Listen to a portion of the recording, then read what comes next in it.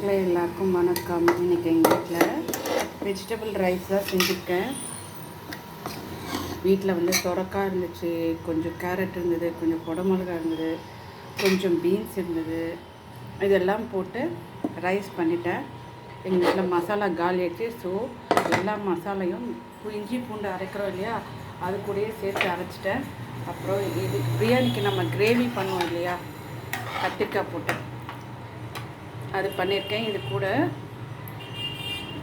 வேர்க்கடலையை வறுத்து அது கூட எள்ளையும் கொஞ்சம் போட்டு அதையும் வறுத்து ஃபைன் பேஸ்ட்டாக ஆக்கி வச்சுக்கணும். அதுக்கப்புறமா மிளகு, சீரகம், தனியா எல்லாத்தையும் வறுத்து அதையும் பொடி பண்ணி வச்சுக்கிட்டு எப்பயும் போல் கத்திரிக்காய் வேக வச்சுட்டு கொஞ்சம் மிளகாத்தூள், மஞ்சத்தூள் போட்டு கடைசியில் நம்ம அந்த அரைச்சி வச்சுருக்கோம் இல்லையா, அதை போட்டு இந்த மாதிரி எடுத்துகிட்டு வரணும். ரொம்ப டேஸ்ட்டாக இருக்கும் பிரியாணிக்கு. இந்த இது பண்ணிங்கன்னா, இந்த கத்திரிக்காய் இது பண்ணோம்னா வேர்க்கடலை போட்டது செம்ம டேஸ்ட்டாக இருக்கும். நம்ம வந்து தயிர் பச்சடி ஜென்ரலாக பண்ணுவோம், பட் இதுவும் நீங்கள் பண்ணி வச்சுக்கோங்களேன், ரொம்ப நல்லாயிருக்கும். இது எல்லோரும் லைக் பண்ணுவாங்க.